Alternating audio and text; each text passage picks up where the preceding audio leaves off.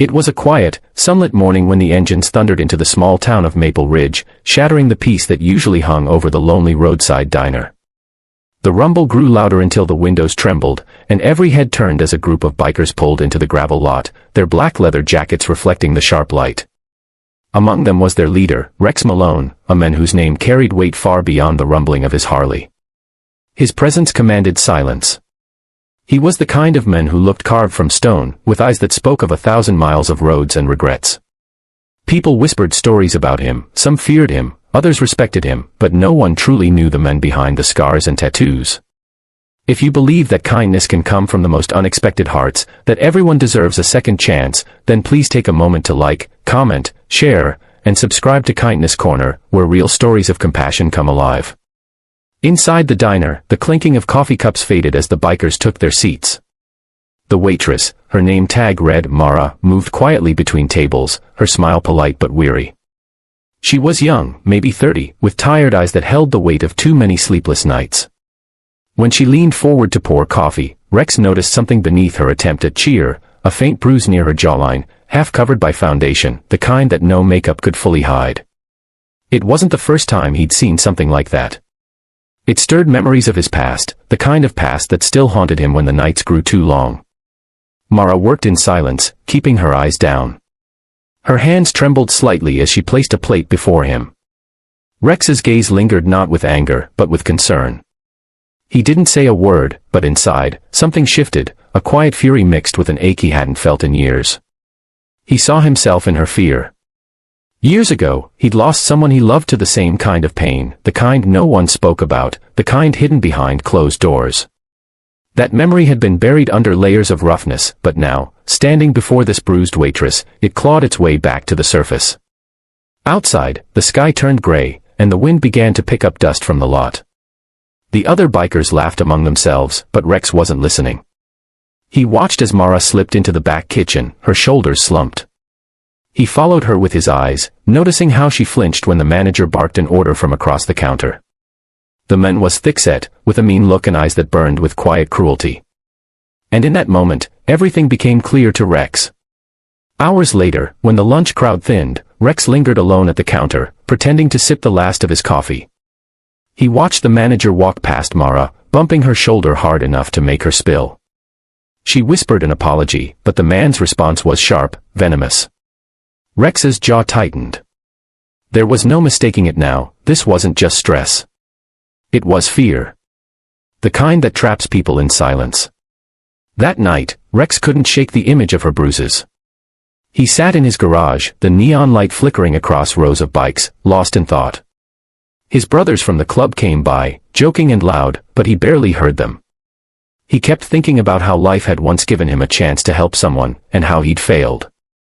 He'd promised himself never again. The next morning, he made up his mind.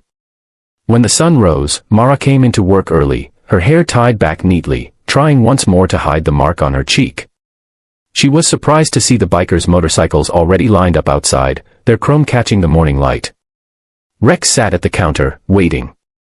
When she approached, he asked softly if she was okay. She nodded quickly, too quickly, her smile trembling. But then, before she could turn away, he spoke again, not in anger, not in pity, but with a quiet firmness that told her he saw what others ignored. And in that silence, she broke. Tears welled up, spilling before she could stop them. The manager stormed out from the back, ready to shout, but Rex stood. The room fell still. The bikers behind him straightened, their presence heavy and solid. The manager's tone faltered as Rex walked toward him, not fast, but with a calm that made the man's arrogance crumble. Rex didn't raise his voice. He simply told the man that hurting someone weaker didn't make him powerful, it made him pitiful. The manager tried to protest, but one look at the dozen bikers behind Rex made him stop. He stormed out, cursing under his breath, his pride shattered as the door swung shut behind him. For a long moment, no one spoke. Then Mara turned, her face streaked with tears, and whispered a thank you so faint it barely left her lips. Rex nodded and told her she didn't need to thank anyone, that she just needed to start again, without fear. The diner erupted in quiet murmurs. People who had watched in silence earlier now looked ashamed of their inaction. One old man even stood to clap softly, and slowly others joined until the sound filled the small space like a heartbeat. The story of what happened spread through Maple Ridge by nightfall. The men who had once been feared became a symbol of unexpected kindness. People began to see the bikers differently, less as outlaws and more as protectors.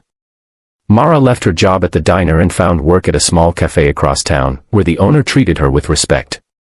Sometimes Rex would stop by for coffee, not as a savior, but as a friend checking in.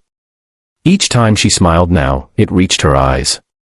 But the most surprising part wasn't what Rex did that day, it was how it changed him. For years, he'd lived behind walls built from guilt and loss. Helping her broke something open. It reminded him that even the toughest hearts could still heal others. His club brothers noticed the change too. They began organizing charity rides for women's shelters, food drives, and community work. What started as a single act of courage turned into a movement that softened an entire town's perception of them. One evening months later, as the sun set over Maple Ridge, Mara stood outside the diner, now under new management, and saw a familiar line of motorcycles pass by. The leader raised a hand as he rode past, a quiet acknowledgement, a bond formed not by words but by shared humanity. She smiled, her heart full, knowing that sometimes kindness doesn't come wrapped in gentle hands, it comes roaring in on two wheels, wearing leather, and a heart that has known pain. If this story touched your heart or reminded you that real strength lies in compassion, please don't forget to like, share, and subscribe to Kindness Corner, where we celebrate the goodness that still exists in this world. Before you go, comment below, do you believe even the toughest people can have the softest hearts? And as the last light faded behind the mountains, Maple Ridge remembered that day, not for the roar of engines, but for the silence that followed, when kindness finally spoke louder than fear.